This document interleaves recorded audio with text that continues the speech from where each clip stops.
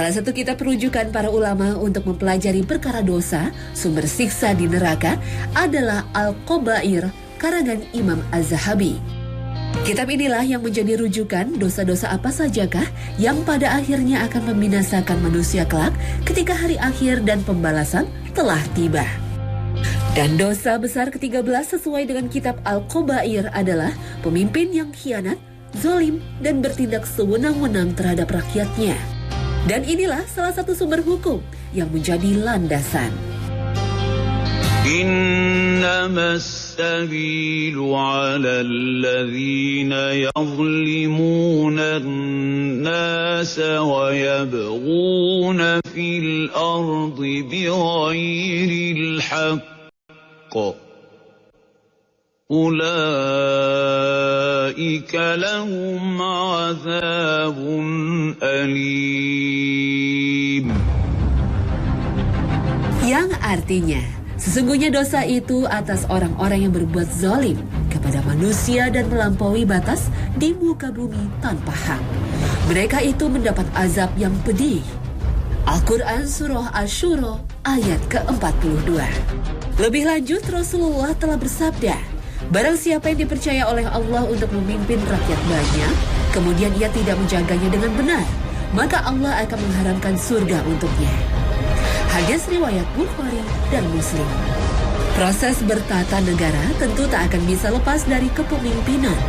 Negara Indonesia sejatinya adalah sebuah republik dengan demokrasi sebagai pedoman dasar dalam berpolitik. Demokrasi bagi sebagian besar pemimpin negeri adalah sebuah tiang yang paling kokoh untuk menjamin stabilitas keamanan demi terwujudnya negeri yang rakyatnya sejahtera seluruhnya. Namun dalam prakteknya, semakin sempurna kita berdemokrasi, penyelewengan dan penyalahgunaan kekuasaan semakin sering terjadi. Demokrasi di Indonesia yang berlandaskan pada slogan dari, untuk, dan oleh rakyat, nyatanya belum menampakkan keberhasilan untuk membangun negeri. Justru yang ada malah sebaliknya. Proses pemilihan suara untuk memilih pemimpin secara langsung setiap 5 tahun sekali malah menjadi sebuah ajang transaksi jual beli suara.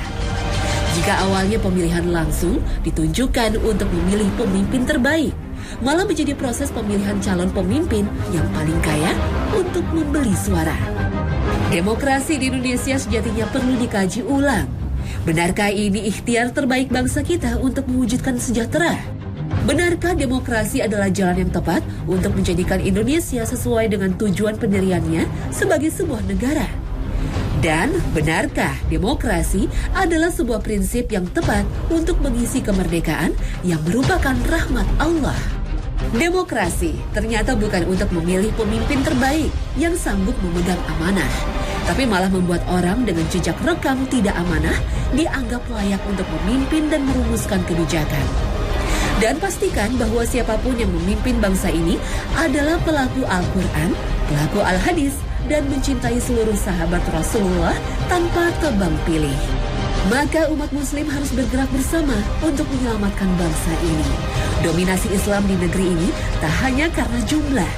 Dominasi Islam di Indonesia harus diwujudkan dalam bentuk berkualitasnya akhlak anak bangsanya yang sesuai Al-Quran dan hadis. Di Indonesia memang belum ada sosok seperti Fir'aun yang mengaku Tuhan.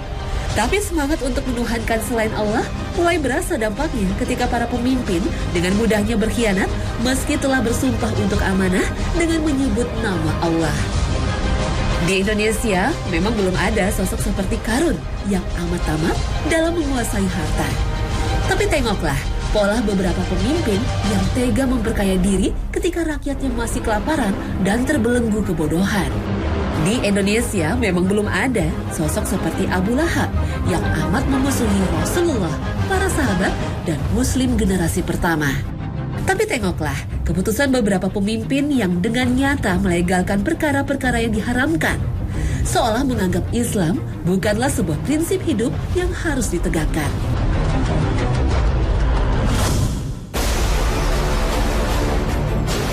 Salah satu bentuk pembelokan arah pembangunan negara adalah semakin berkembangnya paham pluralisme, khususnya pluralisme agama. Prinsip dasar pluralisme agama adalah relativitas kebenaran. Artinya, sesuai paham pluralisme, semua agama adalah benar.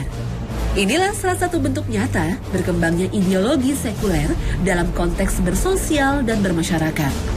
Kaum muslim seharusnya memahami bahwa kebenaran Islam sebagai agama tauhid adalah pasti dan eksklusif.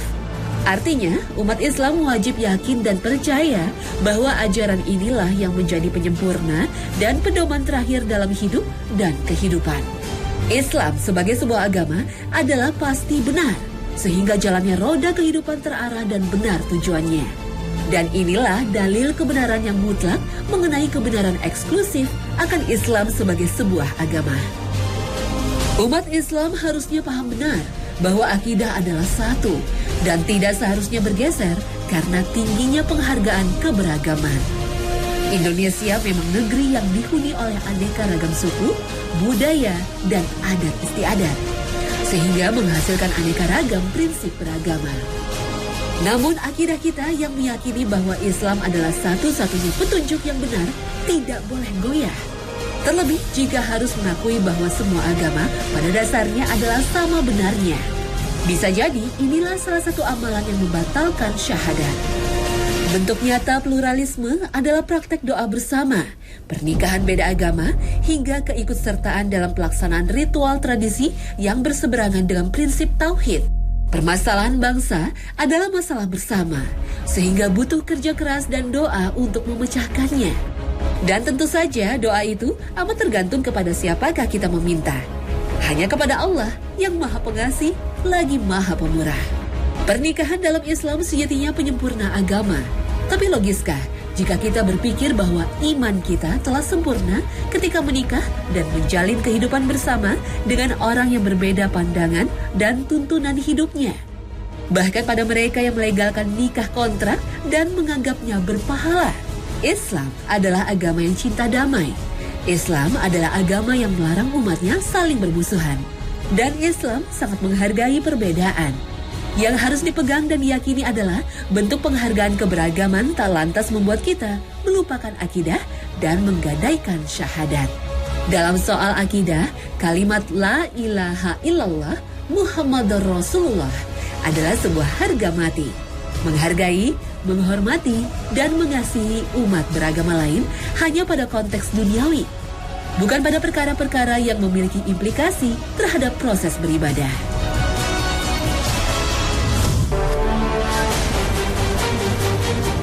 Kesatuan sebagai saudara satu akidah, satu tanah air, satu bangsa dan negara adalah pilar penting untuk membangun dan mengisi kemerdekaan yang merupakan anugerah ilahi. Tapi ingatlah, Islam selalu mengajarkan bahwa perkara dunia pasti akan berakibat pada nasib kita di akhirat. Bekerja sama untuk Islam sejatinya bersatu padu untuk memberikan yang terbaik bagi bangsa. Sehingga umat muslim yang menjadi mayoritas menjadi sejahtera, lahir dan batin. Ketika Indonesia sukses menjadi sebuah negara yang madani, karena sempurna mengisi kemerdekaannya, maka niscaya sekulerisme dan Islamofobia pasti akan musnah. Bekerja bersama untuk menegakkan Islam sesuai dengan kapasitas dan keahlian masing-masing adalah salah satu bentuk jihad modern di era digital. Dan ingatlah, jihad ini bukan untuk merubah bentuk negara menjadi negara Islam, tapi justru menegakkan prinsip Islami yang telah digariskan oleh para bapak pendiri bangsa.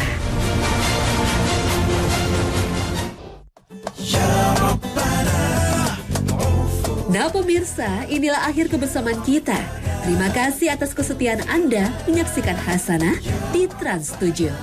Kami mohon maaf jika ada penyampaian narasi atau penayangan gambar yang tidak berkenan. Semoga tayangan ini menjadi salah satu tayangan favorit Anda karena kedalaman informasi Islaminya. Akhir kata, wassalamualaikum warahmatullahi wabarakatuh.